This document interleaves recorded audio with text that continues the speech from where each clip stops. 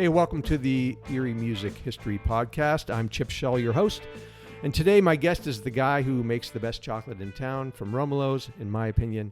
But he's also one of the most well-respected guitar teachers around and a premier jazz player, bass player, Tony Stefanelli. Welcome to the podcast. Oh, well, thank you very much. It's a pleasure. So when you and I first talked on the phone about this, you said I needed to make sure that on the podcast I included people that kind of came before you. Like I know Basil Ronzitti was a teacher of yours, right? Right. But you also mentioned some other folks. Was it Jimmy Minucci? Jimmy Minucci was my original teacher and a good friend of mine, his original teacher. So Jimmy was a consummate violinist and classical guitar player and lived in the area of Our Lady of Peace where me and good friend Jack Salina went to school and ended up taking lessons from Jim. Where did he teach? He taught right out of his house on Zook Road. Okay. But he was one of these guys. He didn't have a degree, but he was the head of the Villa Orchestra. He, like I said, could play several different instruments.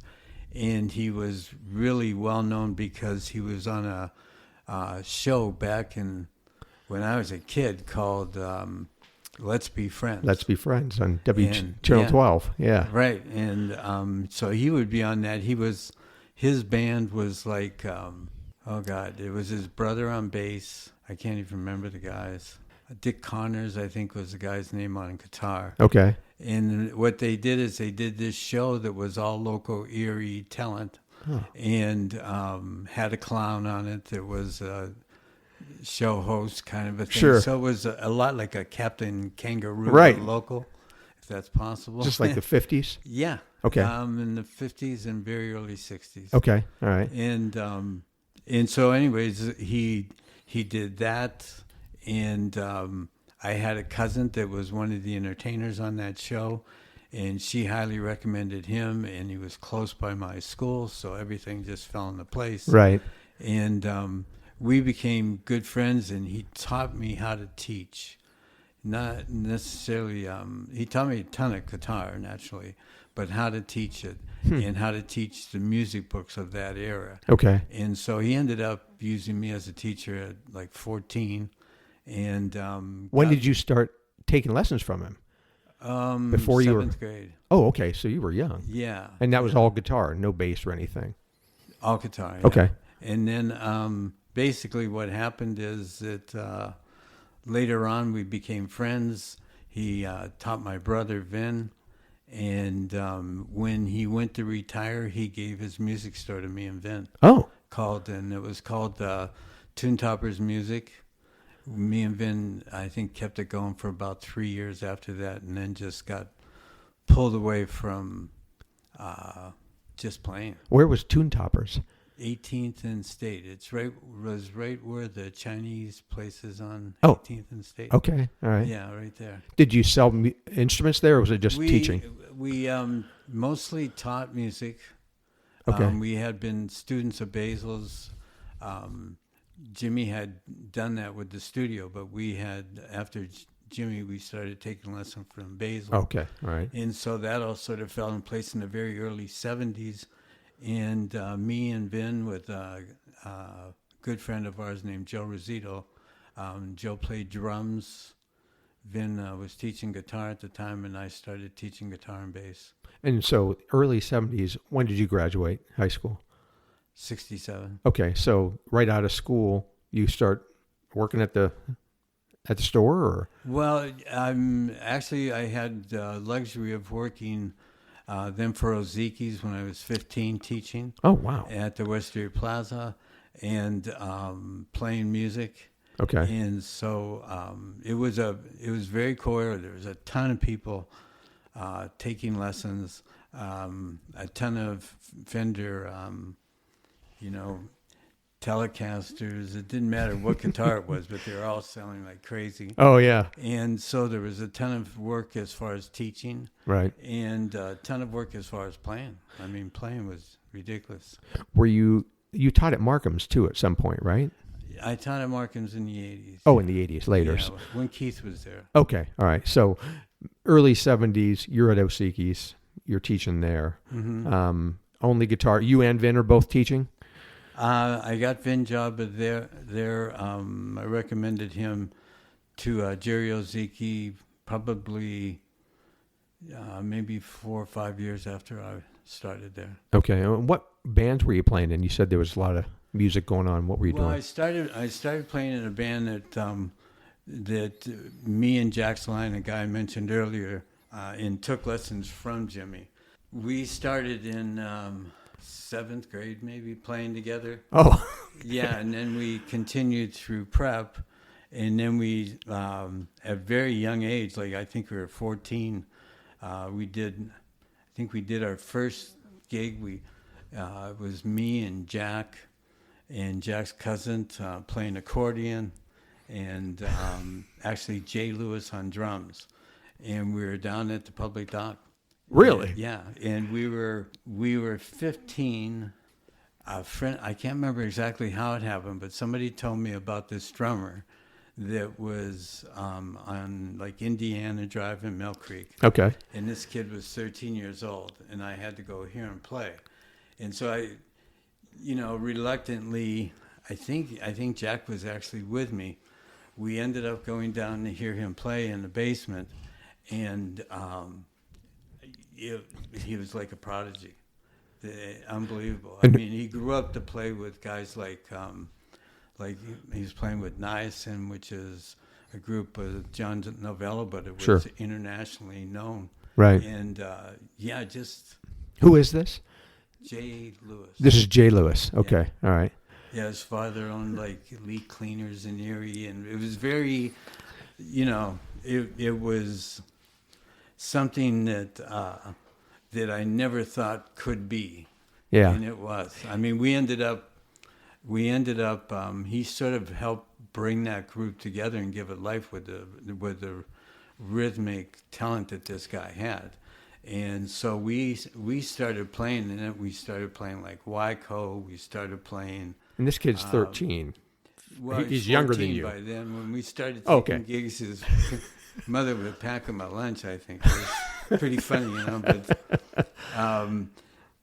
we ended up getting we ended up playing Wyco. There was a ton of jobs like that. Right.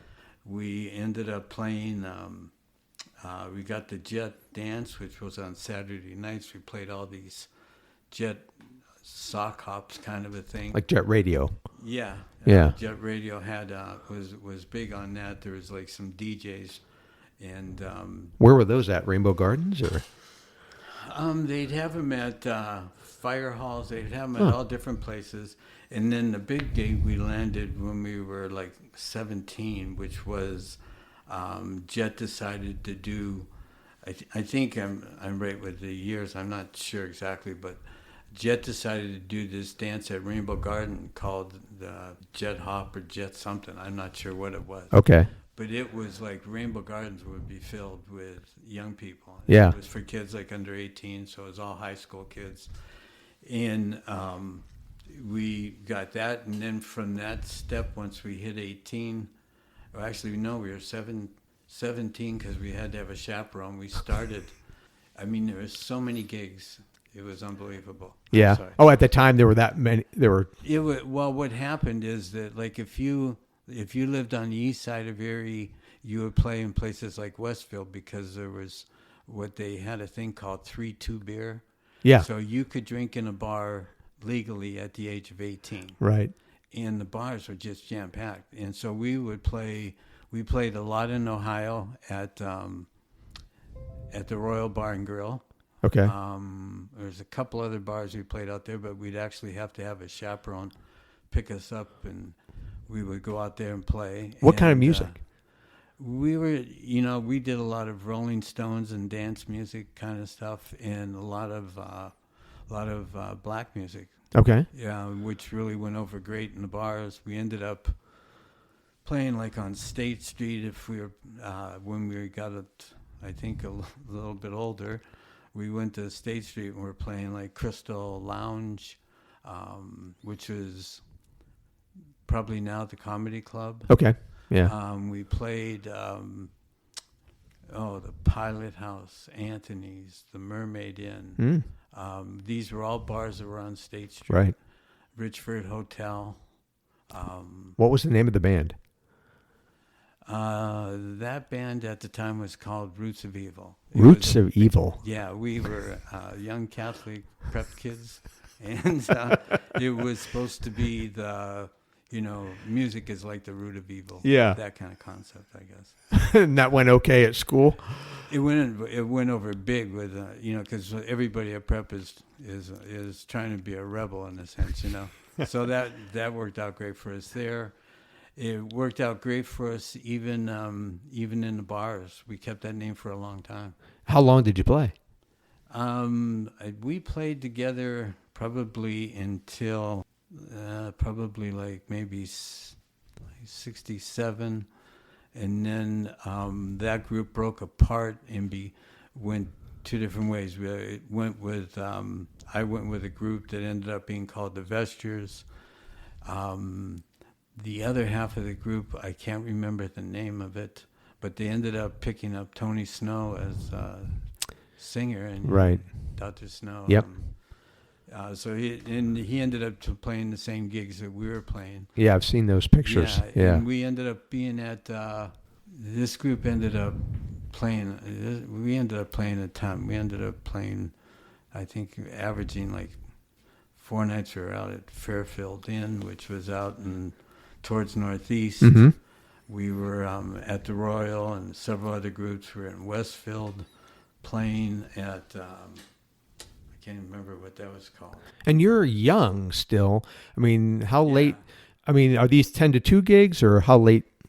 10 to 2. Yeah. Actually, when I was playing with George Pushkar, Dan Bachmeyer, we were all going to prep.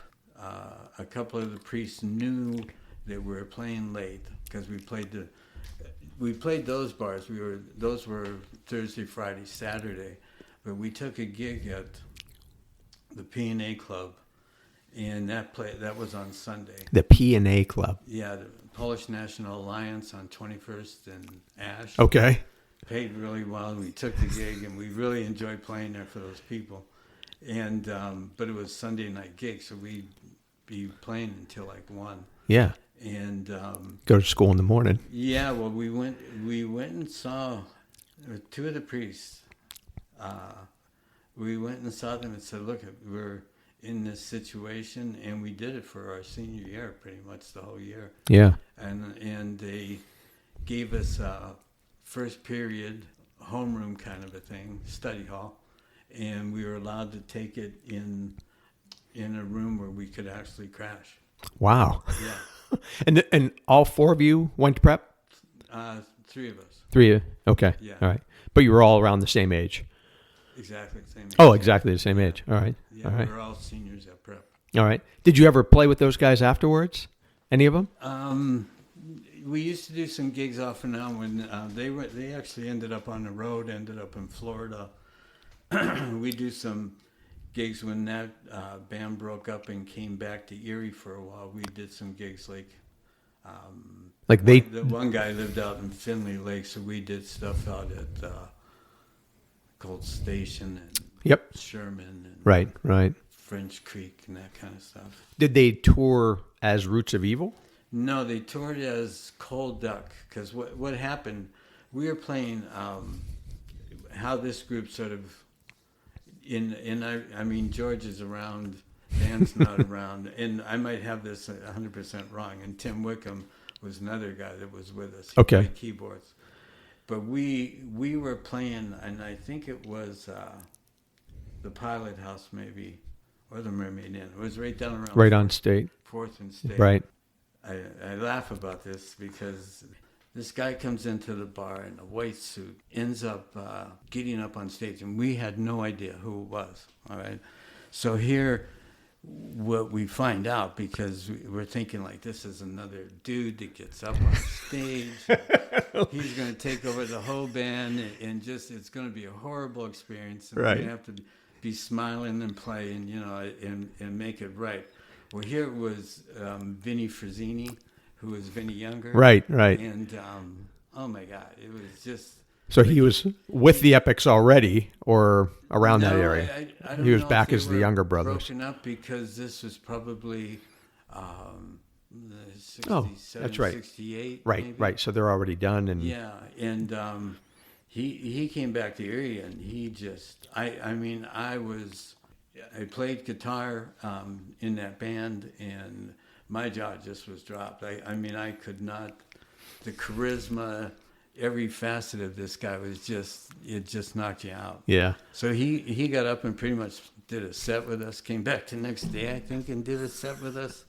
And eventually down the road we split up, and Dan Bachmeyer, George Pushkar went on the road with Vinny Frazzini, and I think the other guys. It was a great band. I think Paul Williams played drums, and Richie Connie played B3 Hammond. Okay. All right. And they went on the road. I'm not sure how long they were on the road, but I'm pretty sure the group was called Cold Duck. Okay. Yeah. But yeah, and then I didn't want to leave Erie, so I don't know if that was it or what, but I ended up going to Gannon. Right. And ended up meeting a couple other guys that I had played with before, just jamming and stuff, and I ended up being in the group like a month later, and it was a really fun group. Was that Fancy Colors? Or No, that was called the Fabulous Intruders. It was the Fabulous Intruders. Yes. These are awesome names. Who's Okay. coming up with these names? It wasn't me. I won't claim that. Did you sing in any of these bands, or are you just I guitar? used to sing in all of them. You did. Oh, okay. Were you? And then we did. This band though was basically what happened is like I would take gigs on the side, so I'd play with like guys and do standards. Okay. And so like if I wanted to do a wedding or something, I'd play with Jimmy Crumbly. He was African American pianist back then. It was just tremendous. And I played with guys like that. So I ended up meeting Bruce Morton Wright. Right. And back then, Bruce was actually known as a sax player. Okay. He All right. wasn't a conductor. Yeah. So what happened is that I joined the Fabulous Intruders. Bruce was one of them. Okay. He was like the first big man that I ever had in a band. It was great, and we did all James Brown, all Wilson Pickett, all black music from back then. It was just a ride, and we played. We didn't play in bars as much as we played a ton of fraternities. These guys were all big in fraternities at Gannon. And so they knew everybody that had a fraternity up and down 79, and we just played tons of college gigs. Yeah. And it was a lot of fun, just a ton of fun.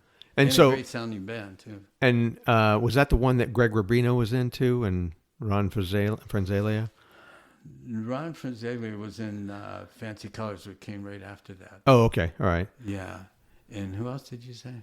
Greg Rubino? Greg Rubino, God, I forgot about that group. Greg Rubino played in a group that we put together for a little bit, and I think it was called Truth. Truth. It was with Pat Tellerico. Mm. I think we did 1 or 2 gigs, and it was all the band, but it was like a 10-piece band. We did stuff like, we did a lot of Al Cooper, which was, I think, before Blood, Sweat, and Tears, became Blood, Sweat, and Tears. Right. So we did stuff like that were using horns back then. Yeah, I was going to say, it had to have a horn section if you had 10 people in the band. Yeah, no, and Bruce was in that band also. Right. Yeah, so, no, but that was a fun band. We never really took it out that much. Okay. With 10 guys, it was very unheard of back then, Well, a lot of these places that you talk about are obviously no longer around. Like I always heard the Mermaid Inn was a rough place, and I didn't know they had bands. Oh, the Mermaid Inn would be like in the Crystal Lounge and the Pilot House were always all around the same roughness. They were. You would, but like back then, I mean, I'm definitely dating myself. There's no doubt about it. But there wasn't such thing as a PA I mean, if you were lucky, you had a Shure PA, which was issued out by Sears or something. But you sang and played out of your amp. Oh, really? Yeah. Oh, So okay. like you had to have a twin set up on your amp Yeah. somehow to be able to get your voice through there. So if there was any kind of problems, there'd be a fight. You just picked up your amp And left. and you just ran in the back room. No miking the And drums that or was actually anything. part when you were doing your contract, just be prepared to run in the back room. Oh, really? Yeah, oh, yeah. They were intense bars downtown. Did that happen Oh, yeah. for you? Yeah. Yeah, it happened at the Crystal Lounge once to us. All right. And you just take a long break and then you go back out. It was very different. What were you doing? 3 sets or 4? We usually did 4 sets. Okay. I know someplace if we had our way, we did 3 sets. Yeah. Like if we were doing a dance or something that was outside of a bar, but bars really liked you to play, stop, and they wanted you right on 20 minutes. Oh, they did. Okay. Yeah. I mean, they were very exacting back then. I don't, probably, having that style of band and young kids in bands was very different for them. Yeah. Most of the musicians before us, that era would have been a lot older, playing different style of music. Right. And Right. now rock was there. It was new. It was brand new. Yeah. Yeah, it was something very different. You said at one point the money was good.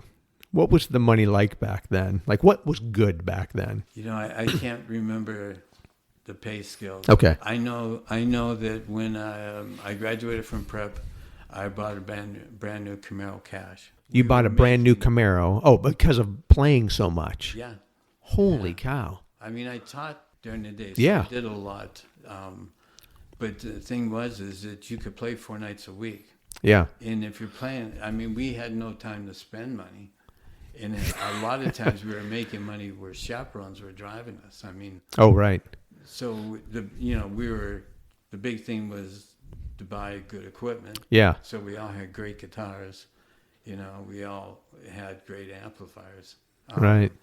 But we were all everybody was making money. If you played 4 nights a week, you were making great money. What were those nights? Was it Thursday through Sunday or? I mean, when we were in high school, we wouldn't do Wednesday. We would try to do Thursday, Friday, Saturday. Okay. When we were seniors, I think why we took, there was a reason why we took the Polish National Lions Club gig that lasted like 6 months right through senior year but I don't know the reason. It might have been, I don't really know. Okay. Yeah. I didn't book that particular gig. And some of the other musicians that I've interviewed of that era, I would ask this question too. Like, you're playing a lot, but you must have heard of other bands locally that, you wanted to go see. Like, do you remember some of those bands? Like, I wish I could go see them, or on my off night, I want to check them out because I've heard so much about them. A lot of that. What was different is there was so many bands playing, and there was such a camaraderie that was amongst the bands. Oh, yeah. Which was, I think, different.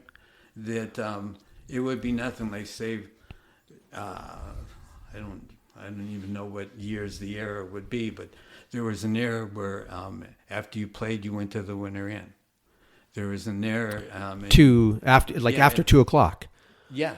Okay. And from 2 to 4, like they had a famous meatball omelet that Dominic's had. Yeah. And everybody would meet. And I think Winter Inn was like between It's like 10th and State. 10th and State, Yeah. and 9th and 10th. I remember going there. And it was, it had a balcony that Yeah. you could eat up around.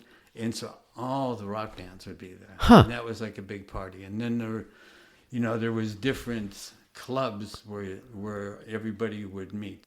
And sometimes, like the King's Rook, believe it or not, it was doing that Back then. Yeah, in the 70s. Okay.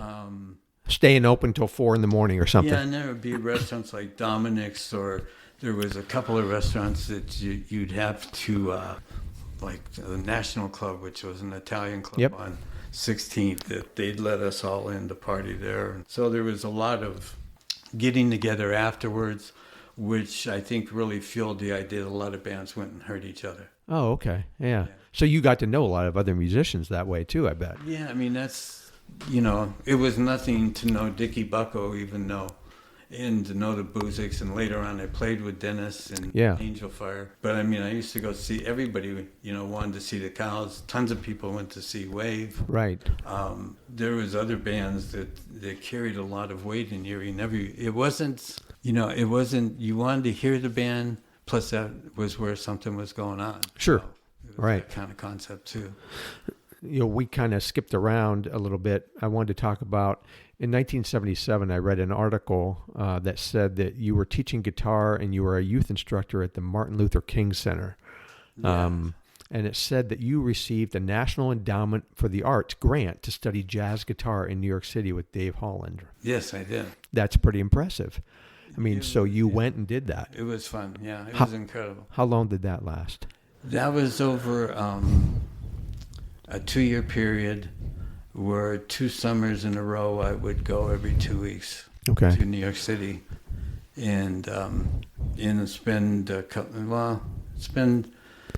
depended on him, but usually at least an hour to 2 hours with David. A day? Or? I'd go for like 3 days Okay. for like weekends, and we'd jam it in. And you're... I had the endowment let me take a certain amount of lessons. Okay. And being that I had young kids, I arranged that my brother lived in New York City at the time. And what I did is arranged it so I could go hang out with Vin, study, take those lessons, leave town, and go back. Okay. I was going to ask you how you did that. Okay. All right. Yeah. Was Vin playing up there? Vin was playing up there with Eddie Pouton, and there was a couple other guys I think he was with. I can't remember them right off my head. Ed was from Erie. I think they were doing some duets together up there. And Eddie Russell. Eddie Russell. His playing name now. So Dave Holland, jazz guitar player, played with Miles, jazz or bass player. jazz bass player. Yeah. But you're going there to learn what? Bass or guitar? I'm going there to learn upright. Okay. So we've transitioned at some point from you playing guitar to bass. I transitioned probably in like maybe 71 when Fancy Colors. So basically, I'm teaching at Ozeki Brothers, and I have 2 kids. My second one is coming, and Jimmy. And that first one's terrible. I know him. Yeah. Yeah. Pain. Drummer.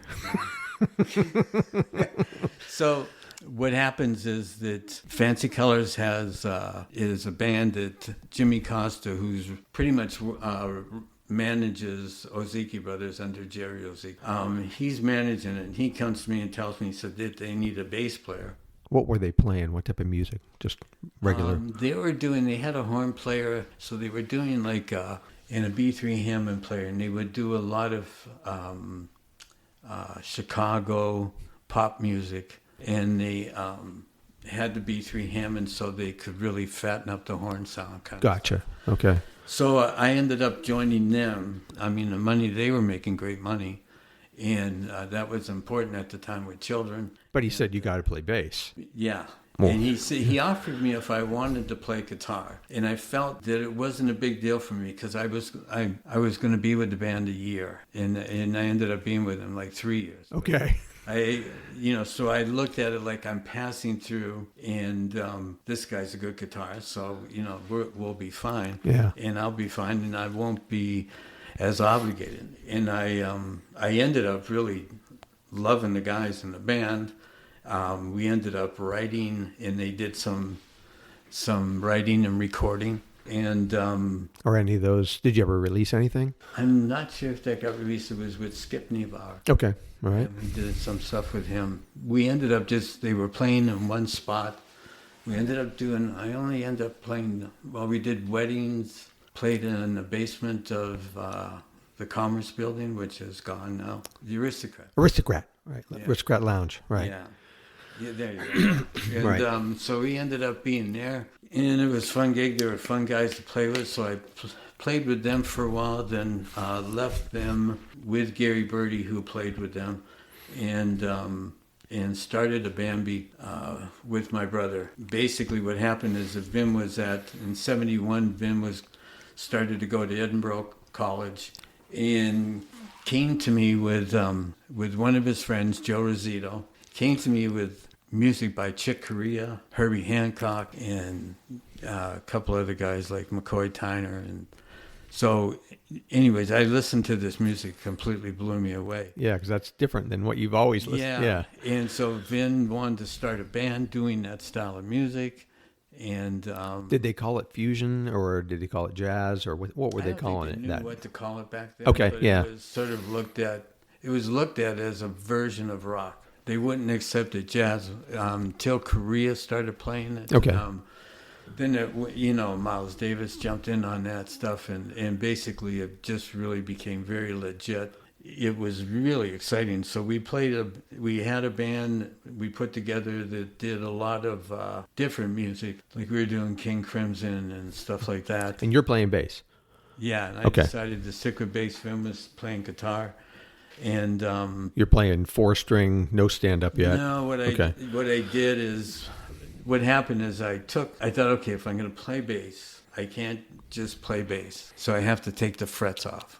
And make it challenging in a sense. Yeah. Because, the mystique, the bass player, if you can't play guitar, you play bass kind of concept. So I thought, all right. And then right around the time when I was going to New York City with David Holland, there was rumors about this guy that was playing in New York City that was an electric fretless bass player. And it was Jaco Pastorius. Sure. Right. But he was at the very, very beginning. And so, like, if I would go to Sam Ash's, when I was up there, I was always trying to find a better upright. When I would go there, these guys would be talking about this dude that's playing in town. And everybody's flipping out over him. And that sort of inspired me that I was doing something that jazz people were accepting. Did you ever see Jaco? Yeah, I saw him several times. Up there while you were there? No. No. I saw him in Pittsburgh. I saw him actually at Tralfamadore. Okay. A couple times. Yeah. But no, not in New York City. So he kind of... People can't even pronounce his name. Oh, really? So it was just like a guy named Jaco. And, you just really didn't hear about him. He wasn't playing with a group. He was like sitting in with people and building this name. And I can't remember a lot about how it happened, but it was several guys I know that were at, also another guy's name was Dave Gage, that was doing uprights, and that's where I was trying to tag in. They were talking about him, but it was the very beginning. Yeah, so that's the beginning of you playing bass then, right? That's around 71, you said, right? Do you still play guitar off and on, throughout the 70s, or was it, I'm committed now to the bass? Yeah, up until David, that was the first time I really ever studied on bass. So I studied with Basil on guitar. I received my grant from the National Endowment for basically writing charts, which I used the guitar to write those charts out. And I had to have a certain amount of, I had to write a certain amount of charts using concepts that are classical concepts by guys like Walter Piston and stuff. But the idea was to just know, if you knew like basic classical things, it sort of transforms the jazz. And so by doing these steps, I was able to get this grant. Okay. And that sort of really solidified my concept of playing bass, because the difficulties of it are what you never think of as a guitarist. And the concept of rhythm becomes very real. What almost is sort of natural rhythmically for a lot of guitars to do is not that easy on the bass. Yeah. Rhythmically, to get that same kind of a feel. And so I found it intriguing, and actually sort of fell in love with it as time went on. And found it more and more challenging. And by studying with Basil, it sort of opened up the neck for me. Did you study bass with Basil too? No, studying the guitar with him. Okay, yeah. And then the real, later on down the road, I ended up working with Frank Singer. Right. And that really is probably one of the more profound experiences I've had. Sure. Was working intimately with him. You mentioned some other bands that you were in that were not jazz related, Wave, obviously, Angel Fire. You're playing fretless in Wave? And did you replace Bill Miller in Wave, or were you the first? No. Bill left with Steve and them with the Snowmen.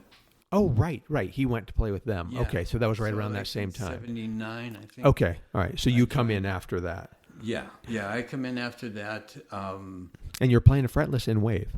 Yeah, and Wave is a very successful group that I go into with a full band change. A full band change? What do you mean? Well, the guitarist left, the keyboard left. So aside from the Tysons, everybody left. So going in was very difficult because what happened is the level of singing was nowhere near what the level of the band was, and there was no rehearsal. Why is that? You were just playing too much? Band had just, in a way, as good as Wave was, I think that was a tremendous blow for them, and I think it was hard for them to get back up on it. When the other guys left. Well, yeah. Yeah. If you're in a band that's functioning at a high level, and you're drawing more people than anybody else in Erie, and your whole band leaves, but the gigs, So I mean, it was not easy. We should say that Wave at the time was, like you said, around for a long time. They were almost like a show band, right? I mean, at the time. They were 4 years old when I joined them, and they had gone through different phases with horn players, and they had a gigantic reputation. Yeah, they kind of reminded me of the Ruby Port of the 70s. Yeah. Exactly. Yeah, right. All right, so you play with them for how long? 4 years. As with a fretless. Right. Everything. Nobody gave you any hassles about that? No, actually, I thought that the instrument worked well. We were going through the evolution of that band had left more of a rocky bass and gone towards more what was happening with disco. Yeah. With Michael Jackson, we did all of Michael Jackson stuff. We did all of pretty much any like R&B group that was on the radio. Yeah. We were doing their stuff. Do you have horns in that band? No, we didn't have horns. Oh, okay. We eventually got Bob Sadowski, who was like a kind of guy that can sound like 10 people playing in your band. Right. So he made all that stuff really happen, and with the keyboard. Yeah. And then we had, you had probably 4 of the best vocalists in Erie at the time. Right. We had a guy that could sing Journey. Tommy Tyson had just come into the band when I sort of came in, and there was a punk rock movement that was going on, so we were doing... The Clash? Or No, we were doing stuff more like the Knack. The Knack, the Police thing. Yeah, right. That kind of stuff. Yeah, gotcha. And Jeff had a beautiful voice, would do a lot of the ballads that were popular at the time. So between the 4 of them, they had vocals covered. Yeah. And each had a real unique approach to it. So, I remember one night that I really became to appreciate them was we're at the Peninsula Inn, and that's where we spent a huge amount of our time. Oh, okay. Yeah, we were probably there like 3 years straight, and the power went out there. So they got candles, and this is a big room, right? Yeah, I remember, yeah. So this is a really big room. They have candles, they're on stage, and they started singing all the songs that their parents and they were taught when they were kids. So they sang everything from like the Rice Krispie Treat song, Snap, Crackle, Pop, right, to Going to the Chapel. Yeah, a cappella, everything. Yeah, everything a cappella. And it was amazing. Everybody was quiet. Everybody listened to everything that they did. And it just showed the talent and the talent under pressure, which I think is the ability to be casual in any circumstance. Right. It was what made Tim Tyson, I think. I think he was like Erie's version of what's the dude's name? It's from Van Halen. Oh, David Lee Roth? Yeah. So gotcha. I love him. He was great on stage. And there was never a dull moment. Yeah, right. And people loved him, and it was great to be part of it. That had to be good money playing in that band. It was great money. We had a great opportunity when Matina Din owned Peninsula Inn. Right. And he let us collect at the door. And Were you playing there when it was Matin's before it was the PI, or When we played at it, it was Matin at this place. It was okay. Matin's. Okay, yeah. And somebody came in and bought it. Gotcha. I don't even know who. Actually, I should know who, but might have been Tippy. I'm not sure. I think it might have been. But no, we started playing there, and he let us collect $1 at the door, gave us a base rate for 4 days, and we made great money and had a tremendous amount of fun. That's interesting, because I've talked to some other musicians about this. We played for 4 days. I mean, when I was talking to Steve McConnell, which we mentioned earlier, Steve was saying, you didn't do a lot of one-offs back then, single nights, No. It was usually a weekend or 3 or whatever. That was way more common back then, right? Oh, it was actually the only way. It was? Yeah. I mean, guys, it was very traditional to play 3 or 4 nights, but I don't know if people draw it like that, 3 or 4 nights. It was a different, when I was in high school, that was a different area as far as alcohol goes in bars, because you were down to 18 years. Oh, right. Up until maybe 80s, 90s, there was more of a people going out. I mean, you'd have great crowds 3, 4 nights. It wasn't like you would only have a crowd one night. Gotcha. And you got people that would go out 3 or 4 nights too. So you had regulars that followed you from place to place. Now, technology has advanced once you're in a wave from the days at the Mermaid Inn. So now you've got giant cabinets, you've got giant PAs, you've got sound men, you've got, Yeah, no, I had double bass cabinet. You did? Yeah. Okay, that's what I was going to say. No, to break through, it's amazing how much louder. You needed roadies. Yeah, we didn't have them. No? You carried everything. No. I didn't have a roadie until Anthony was older. Until he was strong enough to lift something. Yeah. Well, so we touched upon you playing with Vin and doing that Chick Corea stuff and the jazz stuff, but then you kind of play with Wave for 4 years. What happens with the jazz part of your career? I sort of never let it go. I still played a lot, still practiced, and still listened to a lot of jazz. I'd always want to push the band towards more difficult songs, so like in Wave, we ended up doing a lot of tubes. Oh, yeah, sure. Right. And so I always wanted to push towards that edge. But I always would end up in situations that seemed to bring me back to it. Okay. So like even when I left for Detroit for about 1.5 years with my kids, and we went up there to start a chocolate factory for somebody, and I ended up playing in a blues group there, and it really made me miss the jazz scene, because it's sort of close in the fill and in the soloing concepts, and so I really missed it when I got back in the Erie. And I can remember thinking, God, it would be great to meet a couple of guys that just really want to play jazz and want to play like difficult stuff. And I met a guy who makes more difficult music. I mean, it's incredible music that he makes. But there was and playing with Frank Singer, I ended up. What happened is I was in a rock and roll group, a 50s group, when I came back from Detroit. Okay. In Erie, you were in a 50s group. Yeah, it was like Frankie, somebody, and somebody. I can't remember it, but I ended up playing at Serafini's, and Nick Ronzetti, who knew me real well from a kid because I took from Basel and everything. Right. He came up to me and says, "I got 2 guys that I want you to meet," and it was Joe Dorris and Frank Singer. Okay. And I ended up meeting with them. We ended up started jamming. Vin was in town for like a period of 1 year or 2, and Frank played piano, and Joe was playing drums. We started jamming with them. Vin played guitar. I played bass, and actually Anthony played percussion. My son played percussion. Was this the beginning of Tito? Yeah. Okay. And all right. so we jammed a lot, and then Vin left town, and I remember, going to Joe, and I just says, Jesus, what are we going to do for guitarists? I mean, what's going to happen? He looked at me really weird, and he says, well, Frank plays guitar. And I said, yeah, I know that, okay.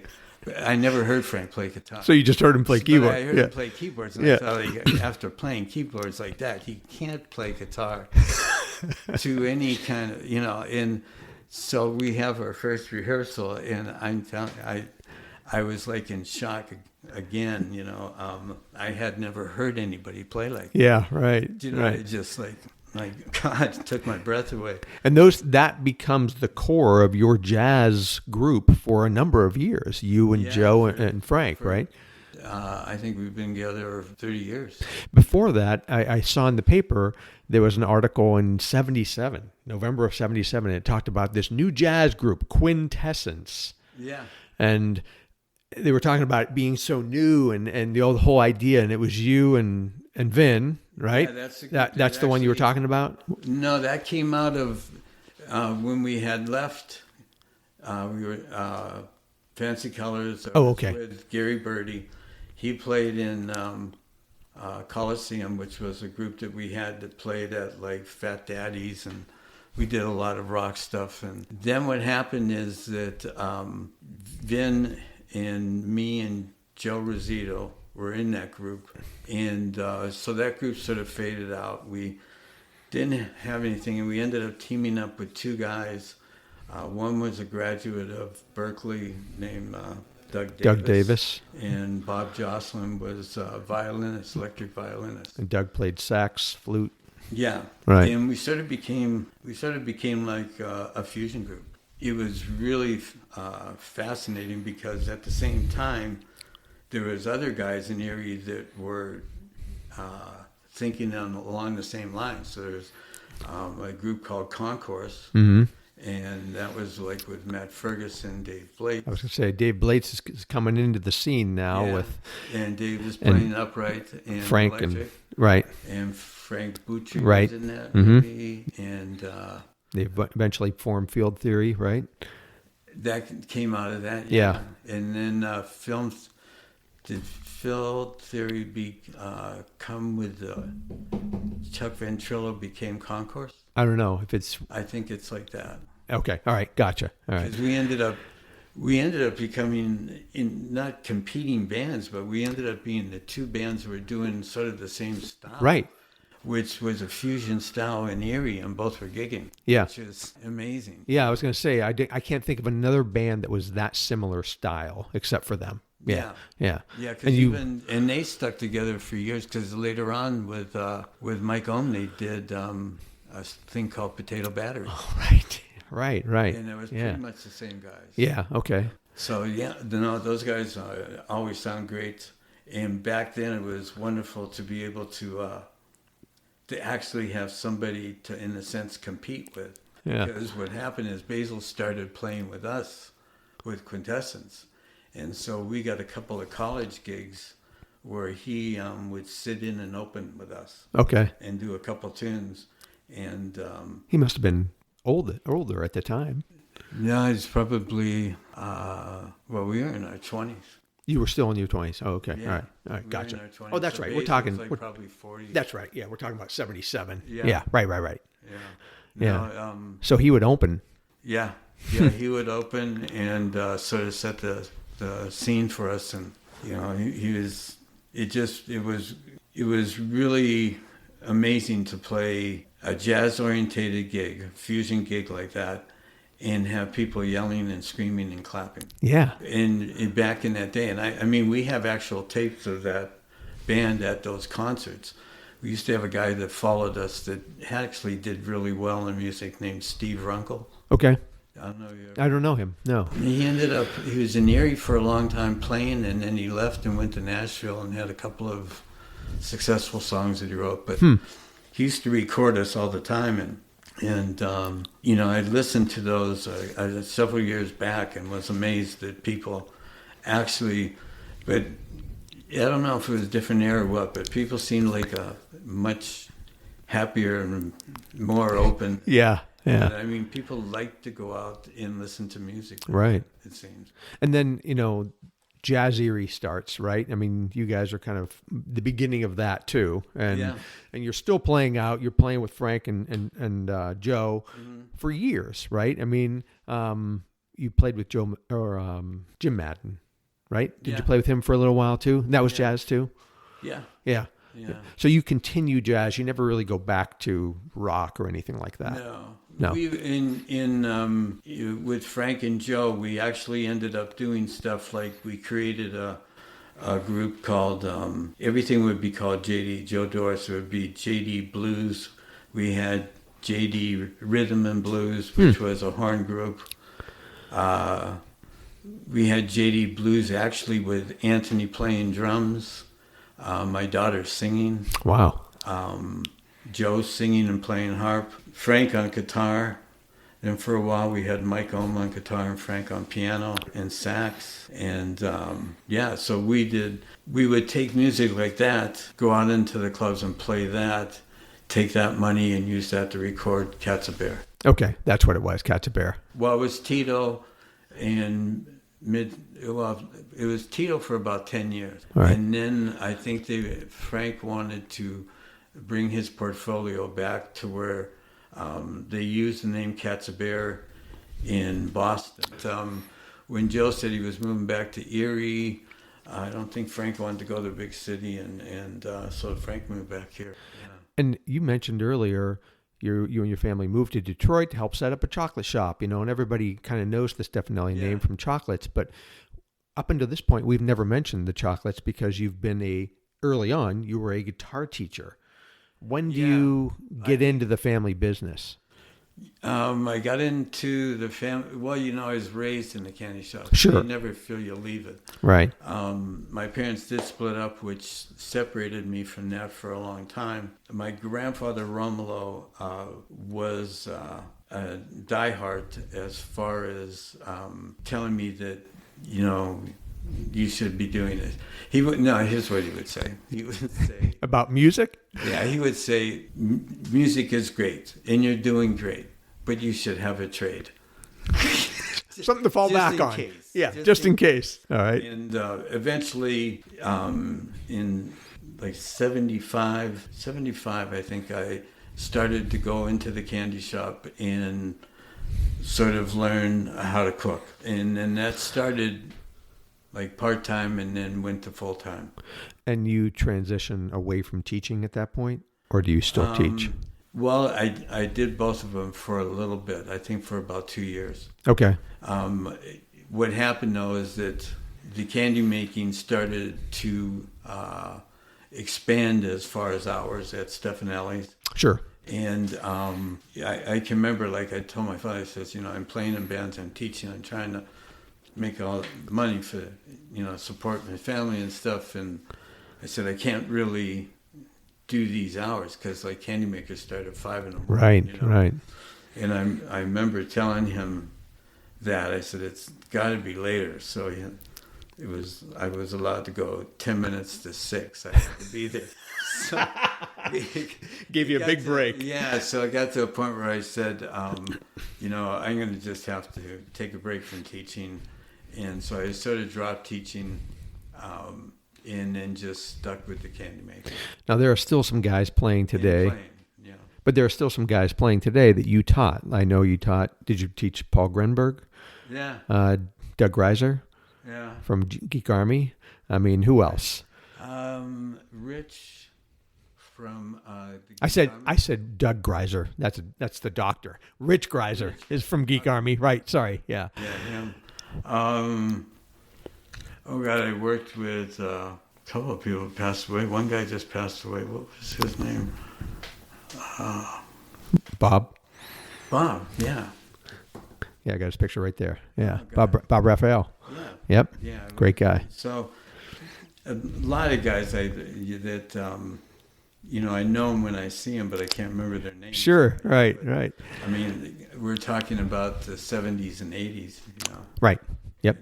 Yeah. And but a lot of guys that just I helped, and then they took it. Like when I heard Rich play, I was just so right. pleased to hear him. Yeah. Like, oh my God, He was, so many of those guys were dedicated students, and a lot of them weren't from the Ozeki area. A lot of them from Markham's. They were. Oh, okay. So it was later. Markham's Yep. was like really hot, and everybody was hanging out. Keith was there, and right. Which Yeah. way. Well, you're right. Like this podcast goes to the 80s, 60s, 70s, and 80s. Yeah. So I usually say, okay, well, that's where we're going to wrap it up. But so we talked earlier when you first got here about a little bit what you're doing now. So we're done at the 80s. We all know you're making a lot of great chocolate these days. And I had Walt Slavinsky on earlier. I know you record a little bit with Walt. Tell me a little bit about what you've been doing recording-wise. Well, recording-wise, what I like to do is go down and lay a couple of tracks down with Walt, and it's usually standards that I'm doing. And what I'll do is I'll use those as a template for playing over and for working on bass lines, working on solos. And I really enjoy the idea, like we were talking about earlier, of going there. I can make a recording, I can take it back home, and I can put it on my system. And it's like playing with a band, but I get to experience Right. and try things out. Yeah. And really, jazz is such an experimental form of music. It's in studying from Frank, like I'm still, and even Basil, I'm still working on concepts that they gave me. Yeah. And as a soloist, as a bass player, and when you have a guy that plays at the level that Frank does, and even that Joe does, as far as the drummer, it's very inspiring and it's motivating. Mm-hmm. It always sort of keeps you thinking of ways to be better, ways to think of something different or to count something different to make it easier and flow better. Yeah. And those are all concepts that every Thursday night we get together and rehearse. And The three of you. actually, there's about 5 of us. Okay. My brother Vin will be there. All right. Sometimes there's horn players there that sit in. So a lot of people that want to experience jazz or play with people that are counting and playing it, Yeah. can actually come down and sit in. Do you play anywhere out? We actually, since COVID, we haven't played out. Sure. We played out a lot at 33. Right.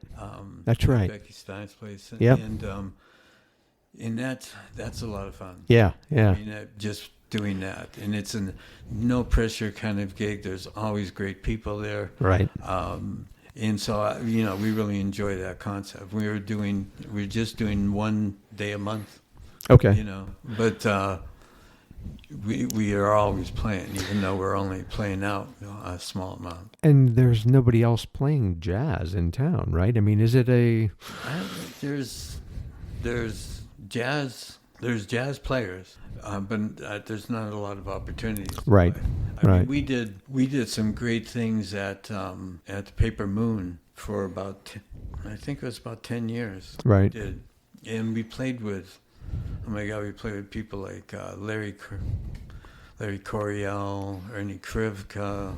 I mean, different artists that are all out of New York, all functioning at the top of their game. Right. All playing in all the clubs, like we played with Eric Alexander probably about 3 or 4 times, and Sean Jones, and those guys are considered like #1 in the jazz world. And you used to bring those folks to Romolo's too, right? Didn't you have a series there? Yeah, actually what happened is the 10 years after the Paper Moon, I used that as a way to sort of, like we didn't have really great summers. And so what I did is me and Jem felt if we had concerts there during the summer, we might draw people in. Yeah, right. People to try our stuff even in the summer. And so what happened is that I started off doing a couple of easy things. Actually, I played a couple of gigs there with Frank and Joe. And then I started to bring in a lot of the artists that we had played with at the Paper Moon. Okay. And let them bring their bands. Gotcha. And these guys are all top-notch guys out of New York City. And some of the music was just, it was blowing me away. I couldn't believe it, the level of playing. So many, I mean, we even had... There's a legendary guitarist that's lived in New York for years named Pat Martino. And this guy is like, he just passed away a couple of years ago, maybe a year ago. But me and Vin, from the time that we were young players and just exposed to jazz, Pat Martino was part of that. And this guy is just a phenomenal player, and he played at my place. Yeah.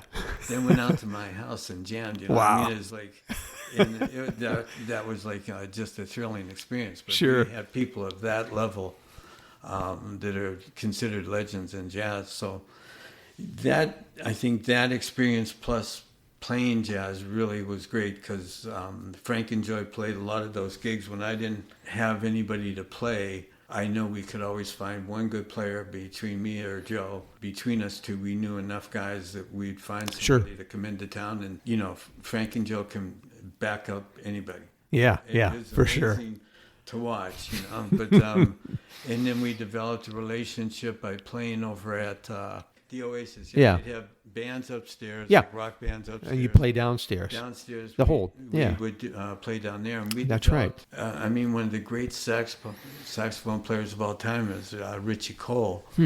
And he moved back to Pittsburgh from the West Coast and ended up coming up and playing with us a lot. And I mean, we were just experiencing some phenomenal things with some phenomenal musicians. So Yeah. It's been a totally wonderful experience with these guys. Great ride. It's been a long time. You've come a long way from the Mermaid Inn days to where you are today. Well, I appreciate you being on the podcast today. You're an inspiration, especially at your age, still being so inspired by guys like Joe and Frank, and just to learn new music. So I know after this, I need to practice. But I appreciate you being with us today, and we'll wrap it up there. How's that sound? That sounds wonderful. All right. I appreciate everything you did. That's wonderful to be able to do this. Thanks. And we will take a look at some of the pictures that you brought me, and I'll put those up on the episode. And thanks for everybody who is out there listening. Make sure you hit the subscribe button. Hey, that's it for this episode. I want to remind you to check out Jack Stevenson's Two-Man Happy Hour podcast for information on who's playing where and when today. Also, a super big thank you to the JPT Foundation, which is a sponsor. They not only have a bingo hall on West 38th Street that has bingo 4 days a week, the giant hall can be rented out for various functions, and they have all the equipment for a casino night also. So if you want to do that, check them out at JPT Foundation. Thanks to Mike and Marie Miller, who are our Patreon supporters. Go to patreon.com and see how you can help support this podcast. And finally, give a listen to Chris and Julie Moore's Next to You radio program, which is on WQLN NPR 91.3 FM, and it's live streaming. And get out there and support some live music. So until next time, I'm Chip Shell. Thanks again for listening to the Erie Music History Podcast. Hey, if you're still there, here's my random free plug for a local business that I like. In this case, it's a whole bunch of local businesses, because I want you to go check out the new Flagship City Food Hall. It's located in the old Sherlock's in Park Place. There's something there for everybody in terms of types of food, but I'm very partial to the one shop there called Taste of Love. I'm telling you, Natasha's Southern Fusion Chicken is fan-freaking-tastic. It's really, really good. So go check that out. All right, that's it. See ya.